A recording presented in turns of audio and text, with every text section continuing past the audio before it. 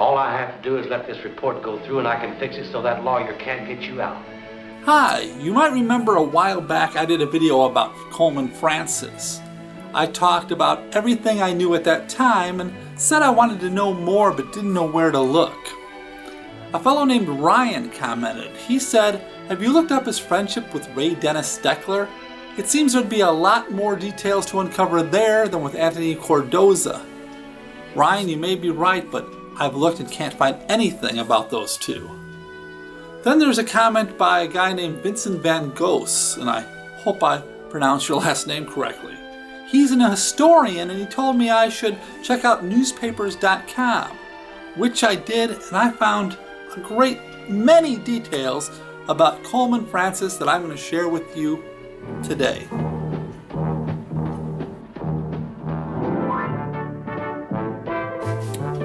Well, hello there, Old Man Kelly here, Jeff to my friends, and you can call me Jeff. So while writing this, I did my best to pick articles that seemed to be from our Coleman Francis, and it wasn't easy. There's other people named Coleman Francis, there's a lot of people named Francis Coleman, so I had to pick and choose and try to figure out what I was doing. Now I understand there's a possibility that some of these articles are about another Coleman Francis, but I think I got it right. Now if you know I got anything wrong, please let me know and we can update this in a future episode. So let's start with his parents. His mother was Cynthia Ann Estes, who was born on February 2nd, 1875 in Hill County, Texas. His father was William Foran Francis, who was born on May 29, 1868 in Kansas. He was a pioneer railroad man in Texas. The two married in 1892. Now they had 8 children. Ernest was born in 1896, Herman Darrell 1897 or 1898, Truman Clifford in 1898, Velma in 1903, Vivian in 1907, Bonnie Jean in 1910, Travis in 1912, and Coleman Chambers Francis, the baby of the family, was born on January 24, 1919. The family lived in Texas for a while until moving to Greer County, Oklahoma. It was either in the town of Hester or Magnum, Oklahoma. A lot of articles talk of Magnum as his hometown, but in an interview in the Greer County News on November 9, 1959, Coleman said Hester. Maybe they lived in both, I don't know. The towns are very close to each other. Coleman went to City View High School where he studied theater. Now, due to a lack of information, I'm going to jump ahead to 1937, and that's when, as a young man at the age of 18, he moved to Hollywood to be an actor. He studied production and acting at the Pasadena Playhouse. Now I thought this was humorous. I found this article in the Pasadena Post dated March 24, 1940. Young man 21 needs job, no trade. Please call Coleman Francis, SY 62030. Now is this from our Coleman Francis? The age is correct, so I assume so. This ad appeared 3 more times between March and April of 1940, so he must have really been looking for a job. And there's nothing until 1941, and that's because his acting career was interrupted by a little thing called World War II. Here's an article from February 20th, 1941 of people who were drafted.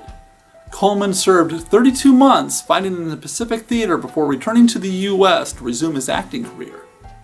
Now there's nothing until December 16th, 1945, when he answered a question in the Pasadena Independent in a column called What People Think. The question is about scalpers selling Rose Bowl tickets for $8, $12, and $15 each. Apparently, Coleman wasn't too happy with it. Well, I think it's an outrage. The great majority of people work for a living like myself. They can't afford more than $4 or $5 for a seat.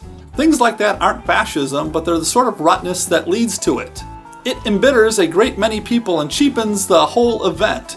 Pretty sad, I'd say. He also answered a question on February 5th, 1946.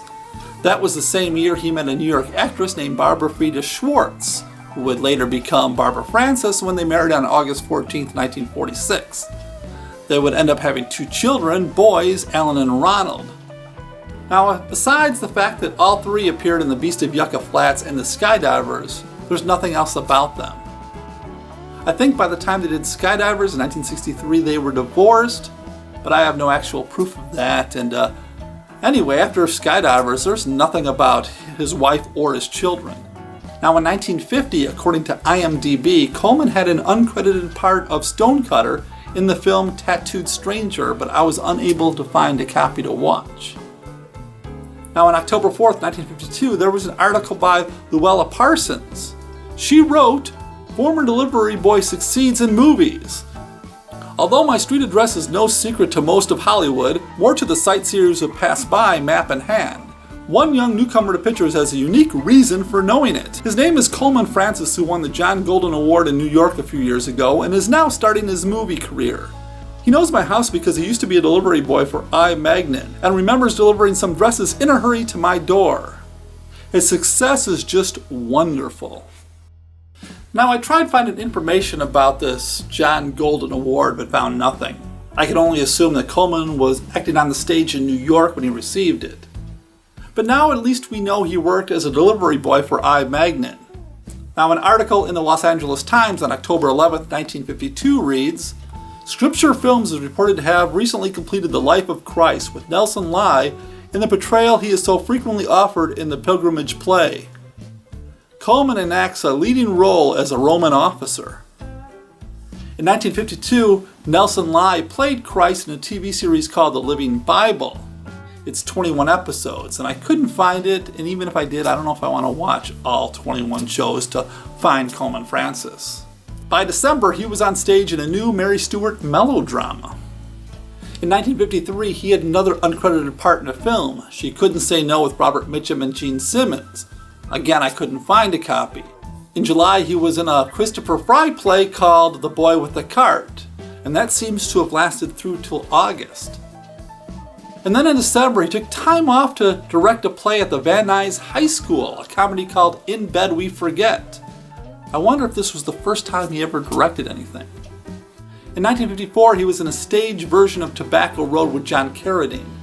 Now, in a later interview in a paper from his hometown, he says that he directed John Carradine in Tobacco Road. And I wonder if this was the production. Of all 3 articles I found about it, he's only mentioned as an actor.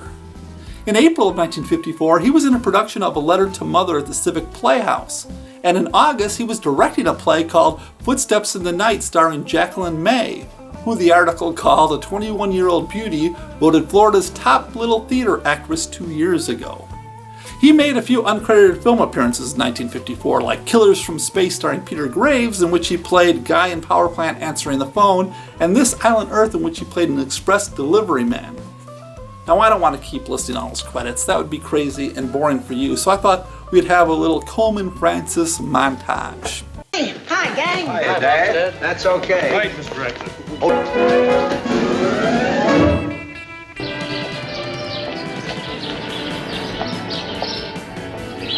Miss Gilbert and Mr. Richards to see Commando Cody. Yes, sir. Just a minute, please. Carl and I decided we're through. There's no percentage in taking these kind of risks without a sure payoff. But since we came out here, Sheila, the going's been rough. A hit or a miss deal's too dangerous. We agree with you. I'll go along with that. Sure. That way it's worth cutting down on our tape.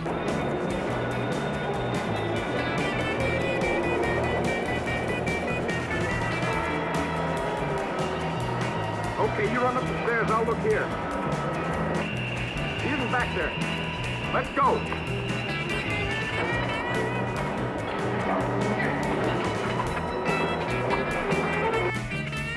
Why do you look so gloomy today? We have had strange dreams. And there's no one to tell us what they mean. Quiet, please, all of you. I asked you men to come here because as your elected spokesman, I've reached an agreement with Mr. Brand on the parceling out of supplies. It happens I did leave town. It also happens I was in court in Dawson when you got that order from the judge, nailing Walker. You see, I also found out from Ram Stevens what you want that freight company for. Frank, was he able to tell you anything? KAMC 305, report your position. This is 305, cruising Broadhorn Road, headed for Route 10, about 7 miles from Granny Lake. Hadn't you better come in, Doctor? You've been out almost 9 hours. Morning. Morning. Sign here.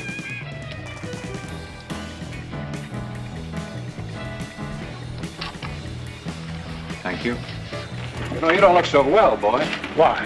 I feel all right. Oh, well, a lot of people feel all right, and then just like that, they're gone. Take a choice. Please help me, Sheriff. I had nothing to do with this killing. Please help me. Ain't no help, Urge.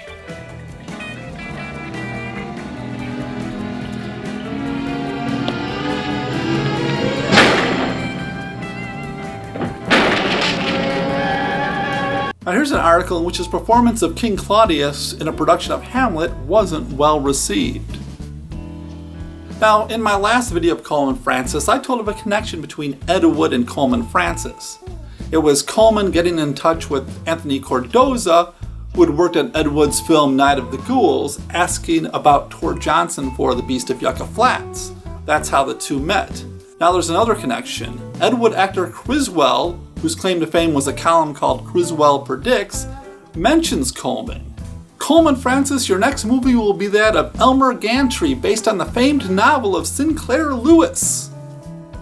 Chris, you were wrong about this one, but from what I hear, he was wrong about a lot of things.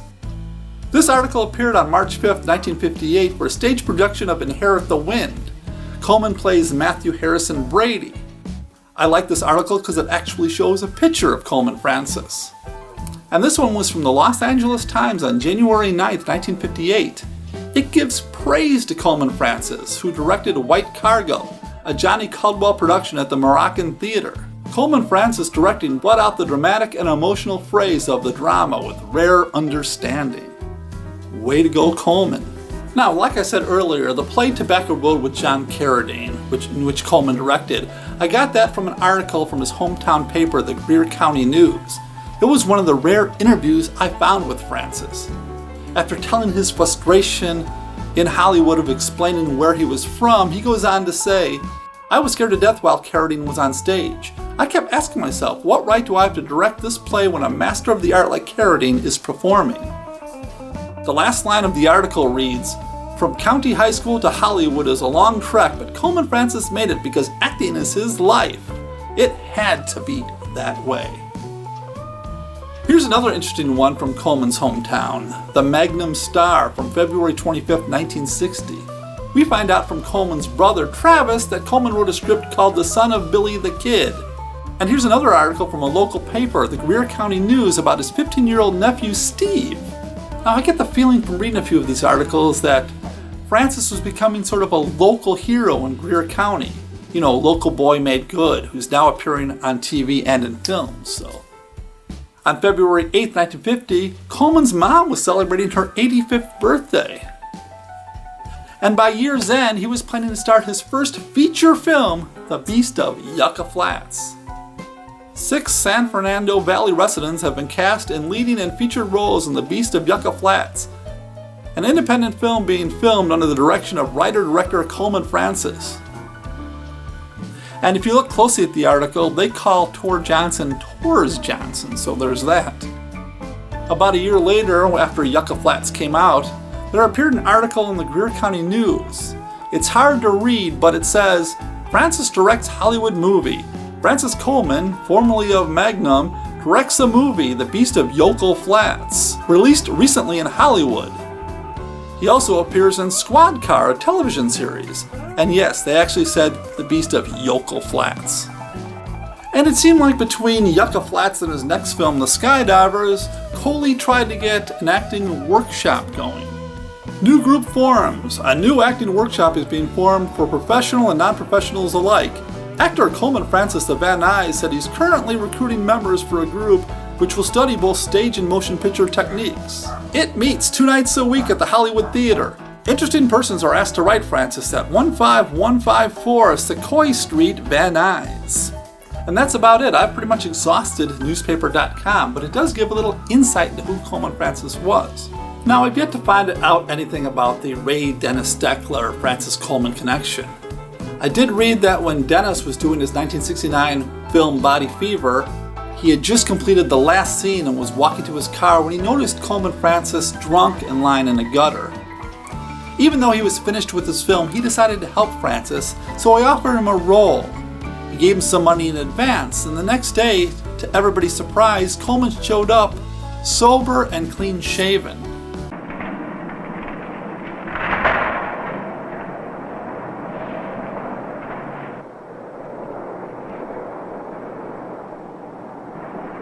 Cola, you gotta do me a favor. This bag, you're the only one I know I can trust. You gotta take care of it for me until I get back. I'm only gonna be gone a little while, so please, just keep your eye on it and don't let anybody have it, okay? Okay, Charlie, I'll do that. I can trust you. I can depend on you. Positively. So here's the question I have. In 1961, he makes his first film, Beast of Yucca Flats. It stars his wife and kids. It's the first of 3 films he made with Anthony Cordoza. In 1963, he made The Skydivers, using his wife and kids in a small bit part. Francis and Cordova go on to make Red Zone Cuba in 1966. And according to Cordoza, Francis Coleman wasn't a drinker. His pick-me-up were drinking Coca-Cola along with swallowing aspirin. I don't know what that's about, but anyway, by 1969 he's overweight, drunk, and living in a gutter with apparently no connection to his wife and children. What happened? Did he do something so wrong that Barbara, Ronald, and Alan wanted nothing to do with him?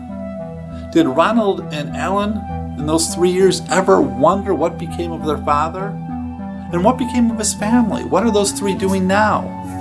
I have no idea. What happened in 3 years to go from making a film to living in the gutter? I don't know. I still have a long way to go and I'm not sure where to turn. If you've got any ideas, please comment below or you can email me at coffeewithjeff@gmail.com. Thanks to everybody who commented, especially Vincent Van Gogh for pointing me to newspaper.com. That really helped. And for Ryan, I'm still looking for the Ray Dennis Deckler Coleman Francis connection. Hopefully something will turn up. You never know. Hey, this has been a long one. My throat's starting to bother me. Thanks for watching. I'll be back soon. Hopefully there'll be a Coleman Francis Part 3 in the future as I research more. Maybe someday I'll have enough to write a book. This is Old Man Kelly saying thanks for watching.